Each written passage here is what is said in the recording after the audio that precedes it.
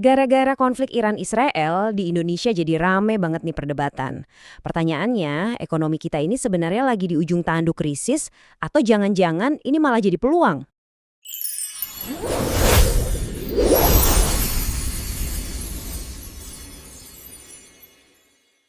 Nah, semuanya itu berawal dari sini, kepanikan. Anda mungkin ingat kan, tiba-tiba aja antrian di SPBU di mana-mana mengular panjang. Semua ini gara-gara gosip harga BBM bakal naik, imbas dari perang yang padahal terjadinya ribuan kilometer jauhnya dari kita. Oke, jadi dalam beberapa menit ke depan kita bakal bedah tuntas perdebatan ini. Pertama, kita lihat kenapa perang jauh bisa bikin panik di sini. Terus kita bandingin argumen pro-krisis dan argumen pro-ketahanan. Sampai akhirnya kita coba jawab pertanyaan besarnya. Jadi ini krisis, peluang, atau malah dua-duanya? Ya, kepanikan itu nyata banget. Saking nyatanya, pemerintah sampai harus turun tangan langsung. Mereka bikin pengumuman penting.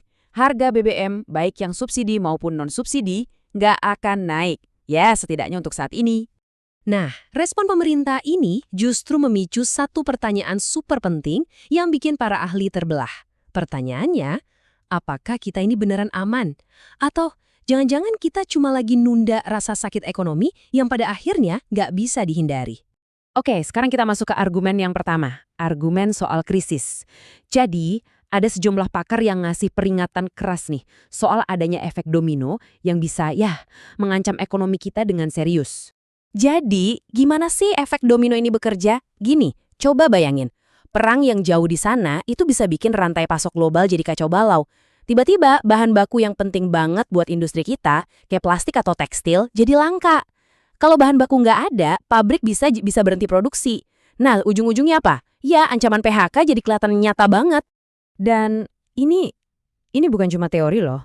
Profesor Antoni Budiawan sampai bilang, situasinya udah mendesak banget. Katanya, beberapa perusahaan petrokimia besar bahkan udah sampai menyatakan force majeure. Itu istilah kerennya, tapi artinya simple. Mereka kayak angkat tangan, bilang ke klien, maaf, kami nyerah, nggak bisa memenuhi kontrak karena bahan bakunya beneran udah nggak ada. Tekanannya ternyata nggak cuma di pabrik-pabrik. Coba kita lihat angka-angka di sektor keuangan ini.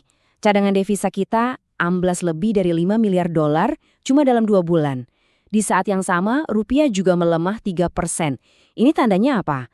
Tandanya Bank Indonesia lagi berjuang mati-matian buat menstabilkan rupiah di tengah, ya bisa dibilang tekanan eksternal yang luar biasa. Terus, apa sih yang paling ditakutin dari semua ini? Nah, ini dia jawabannya. Capital outflow atau arus modal keluar. Bayangin aja para investor, baik asing maupun lokal, tiba-tiba panik, terus narik duit mereka rame-rame keluar dari Indonesia. Buat negara berkembang kayak kita, hal ini bahaya banget. Bisa bikin nilai rupiah anjlok seketika. Oke, tadi itu kan sisi pesimisnya. Sekarang kita coba pindah ke sisi seberangnya. Karena ada argumen tandingan yang nggak kalah kuat yang bilang kalau krisis ini justru bisa bawa rezeki nomplok buat Indonesia.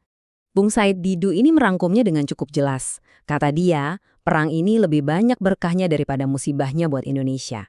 Kenapa? Simple. Karena ekonomi kita ini basisnya sumber daya alam. Jadi pas harga komoditas global naik gila-gilaan, ya kita yang untung. Nah, inilah konsep utamanya. Windfall profit atau bahasa gampangnya ya itu tadi, rezeki nomplok. Ini tuh keuntungan gede yang datangnya tiba-tiba. Bukan karena kita kerja lebih giat, tapi murni karena keberuntungan dari situasi global yang lagi berpihak ke kita. Dan ini bukan omong kosong loh. Lihat aja data lonjakan harganya. Batu bara meroket 35%. Nikel sama CPO atau minyak sawit juga naik masing-masing 20% sejak konflik ini mulai.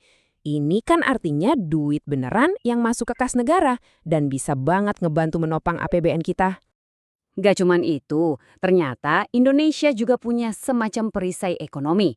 Misalnya nih, impor minyak kita itu sumbernya macam-macam, gak cuma dari Timur Tengah. Terus pasokan gas kita, LNG, itu aman karena ada kontrak jangka panjang. Dan ini yang paling penting, kondisi utang luar negeri kita sekarang jauh lebih sehat. Cuma 15% dari total utang. Beda jauh banget sama kondisi waktu krisis 98. Nah, sekarang ada satu faktor penentu lagi nih, yang bisa mengubah segalanya. Yaitu, berapa lama perang ini bakal berlangsung.